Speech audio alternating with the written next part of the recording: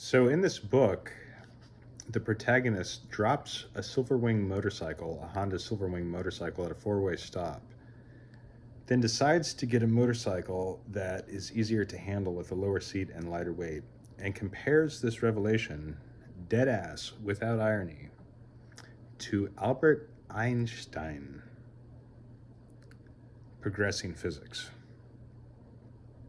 Same courage, she asserts.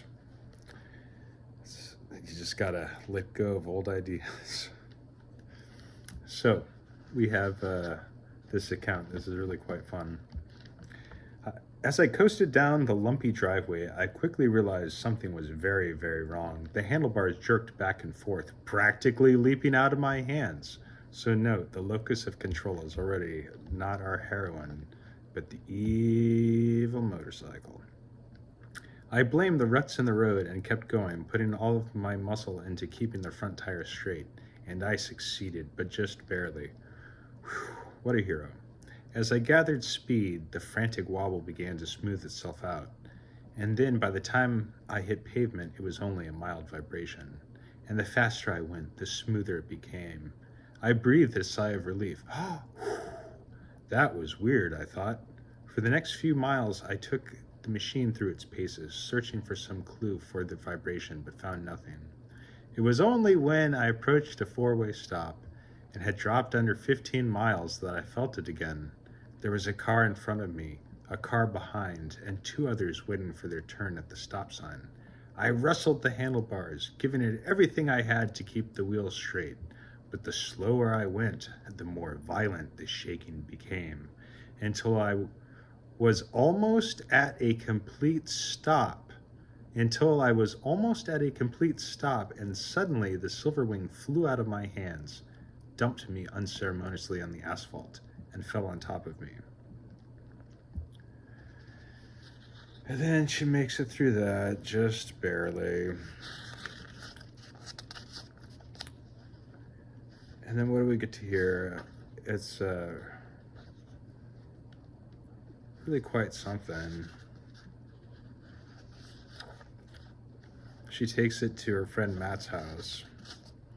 He suggests cup front tire, loose ball bearing.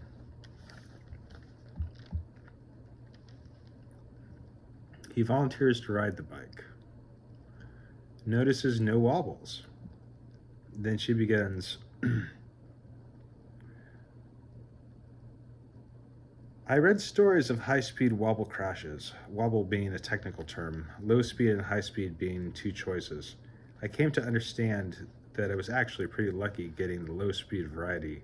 Otherwise, I most certainly would have been testing the limits of my bare-bone health insurance plan. As it happened, Matt and his girlfriend Katie were headed out of town that weekend. They offered me my room while they would be away. Matt wrote it. Maybe it was a fluke. But the motorcycle is no good for you anyways. There's another motorcycle out in Holyoke, not to be confused with the College Mountain Holyoke, that you should see. And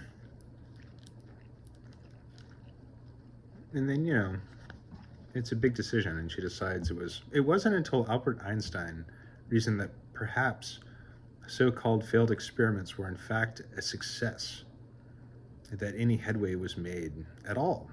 If the ether didn't exist, then the complications that had arisen by trying to force a false theory to match up with the laws of physics fell away. In 1905, Einstein proposed the theory of special relativity, which argued that the speed of light, blah, blah, blah, blah, blah. The Silverwing had seemed so perfect in many ways, before which she states that the fact that this failed ether experiment had been pointing to all along, it took abandoning an attractive theory in order to see it clearly. So she's abandoning an attractive theory that the Silverwing was good, not unlike, she mentions, Einstein abandoned the idea of ether. It's really quite ridiculous, and the way it unfolds is actually more funny. I should just let her text do the work, because I'm making it less funny. But what's really funny is that it's intended to be incredibly serious. Like she's beyond dead ass, as this kids say.